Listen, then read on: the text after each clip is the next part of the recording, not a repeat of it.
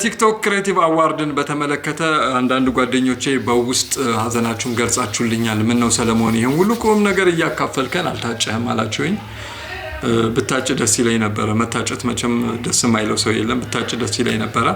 ባለመታጨቴ ግን ምንም የከፋኝ ነገር የለም። ምክንያቱም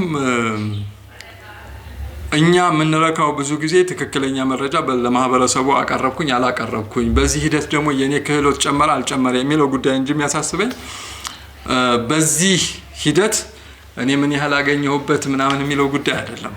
ስፔሻሊ የክሬቲቭ አዋርድን በተመለከተ ክሬቲቪቲን የሚያበረታታ ቢሆን በጣም ደስ ይለኛል። ምክንያቱም አሁን የምንመለከታቸው ለምሳሌ ቲግቫ ለምን አትሸልሙትም?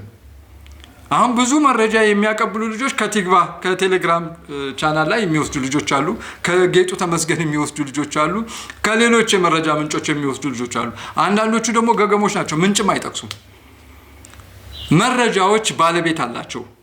በቃ ቁጭ ብሎ ዜና የሚጽፍ 5W1H የሚል ተከትሎ መቼ የት እንዴት ብሎ መረጃ የሚጽፍ ሰው አለ። ይሄ ሰውዬ ጊዜ ፈጅቶ የጻፈውን መረጃ ፌስቡክ ላይ ሊለጥፈው ይችላል፣ ቴሌግራም ላይ ሊለጥፈው ይችላል።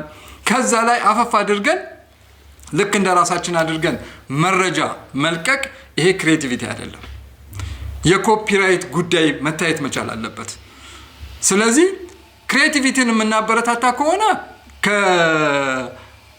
ምን ያህል ተከታይ አለው ከሚለው ጉዳይ ጋር መያያዝ የለበትም። ክሬቲቪቲ የምናበረታታ ከሆነ ፈጠራ ላይ ነው ፎከስ ማድረግ ያለብን። እኔ አሁን ኮሜዲያኖቹ በጣም ነው ደስ የሚሉኝ። እነሱ ንጹህ ክሬቲቭስ ናቸው። እንትናል አሁን ወዳጄ ቴዲ ሾው አለ፣ ያሲኖም ደስ ይለኛል። እነዚህን ብትመርጧቸው በጣም ደስ ይለኛል። ይቱ አለች አሁን በቀደም ለሰካራ ማረቄ ጠጭ ሆና የሰራችው ልጅ።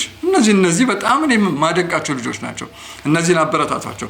ከዛ ውጪ ግን ልናበረታታ የሚገባው በስነ ስርዓቱ ዜናውን ጽፎ ሄዶ መረጃው ጋር መረጃውን ሰብስቦ ከዛ በኋላ አቀናብሮ መረጃውን ያመጣልንን ሰው እስቲ ሸልሙ።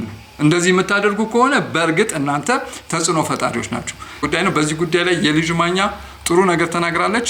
እስቲ የሷን ቪዲዮ ተከታትለን እንመለስ። ተራ ቁጥር 1 የመጀመሪያው ኤሊጂቢሊቲ ይባላል። ለመወዳደር ብቁ ነው ወይ? የጥላቻ ንግግር፣ ሐሰተኛ መልእክት ከዚህ በፊት አስተላልፏል ወይ? ተራ ቁጥር 1 እውነተኛ ዓላማው በፕላትፎርሙ ላይ ፈጠራ ክህሎትን ማበረታታት ከሆነ ኦሪጂናሊቲ ፍላግ የሚባል ነገር አለ። ለምን? ክሬቲቪቲ ስለሚል የአዋርዱ ታይፕ ፈጠራ ወይም ክሬቲቪቲ ወይም የራስ ፈጠራ ነው ወይ ወይስ ኮፒራይትን የሚያቀርበው ወይም የምታቀርበው ግለሰቧ የሚለውን ማየት ያስፈልጋል። በሶስተኛ ደረጃ የመወዳደሪያ ነጥብ ዩኒክ ኮንሰፕት ወይም ፍሬሽ ወይም ደግሞ ያልተጠበቀ አዲስ ሐሳብ ነው ወይ?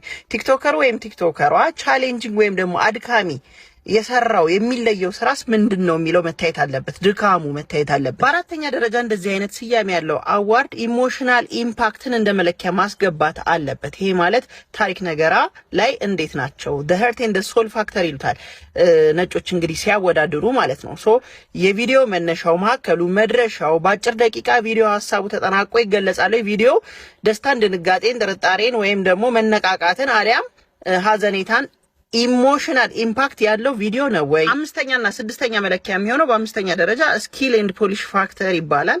እንግዲህ ሃይ ኳሊቲ የሆነ ቀረጻ፣ ድምጽ አጠቃቀም፣ ጥሩ ብርሃን፣ ኤዲቲንግ፣ አጠቃላይ ቴክኒካል የሆነውን ነገር እንዴት ተጠቀሙ ሲሆን በስድስተኛ ደረጃ ደግሞ ሜሞራቢሊቲ ወይም ደግሞ ሪዋቻቢሊቲ ይሉታል። እንግዲህ የተለያዩ አዋርዶች ሲሰጡ ያለው መለኪያ ማለት ነው። የማይረሳና ተደጋግሞ የሚታይ ቪዲዮ ነው ወይ የሰሩት? ሶሻል ቫልዩ ወይም ደግሞ ማህበራዊ ጠቀሜታ ያለው ስራ ነው ወይ የሚለው ነገር በዳኞች እንደ መለኪያ መጨረሻ ላይ ያስቀምጥላችኋለሁ። እንደ ቼክ ሊስት አዘጋጅታችሁ ከፍተኛ ውጤት ሰጥታችሁ ካላወዳደራችሁ ይሄ የውሸት ውድድር ነው የሚሆንባችሁ። ህዝቤ ደግሞ ማወቅ ያለባችሁ ማስ ቮቲንግ ወይም ደግሞ የጅምላ ምርጫ ማን የበለጠ ቲፎዞ አለው የሚለውን ነው እንጂ ማን አዋቂ ነው ማን ችሎታ አለው የሚለውን አይለይም። ስለዚህ ማን የፈጠራ ችሎታ አለው ተብሎ በትክክል የፈጠራ ችሎታ ለማበረታታት የታቀደ ከሆነ ከጅምላ ምርጫ ባለፈ ክህሎት ያላቸውን ልጆች በዳኞች ማስፈተን አለባችሁ። እሺ፣ በዳኛ ያልተፈተነ ነገር ጀስት ጭብጨባ ብቻ ተው። እረፉ በቃ አራራፉ እንዴ! የሚሰራ ሰው ይሸለም። እውነት ወላሂ ይሸለም። እና ሰላም ሁኑልኝ። መልካም እድል ለመላው ቲክቶከሮች።